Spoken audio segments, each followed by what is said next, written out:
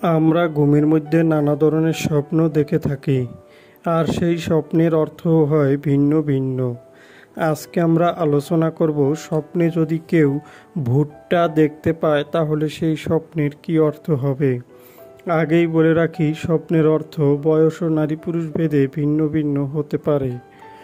কেউ যদি স্বপ্নে দেখেন ভুট্টা ক্ষেত, তাহলে ওই ব্যক্তির কিছুদিনের মধ্যে ভালো কোনো খবর পাবে এমনটা বোঝায়। যদি কোনো ব্যক্তি স্বপ্নে দেখেন ভুট্টা ছুলতে, তাহলে ওই ব্যক্তির আয় উন্নতি বৃদ্ধি পাবে এমনটা বোঝায়।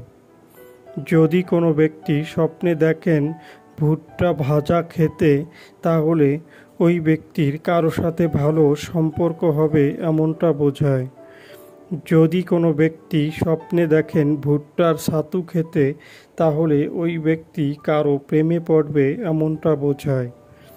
যদি কোনো ব্যক্তি স্বপ্নে দেখেন ভুট্টা কিনতে, তাহলে ওই ব্যক্তি কোনো কাজে টাকা পয়সার অপচয় করবে এমনটা বোঝায়।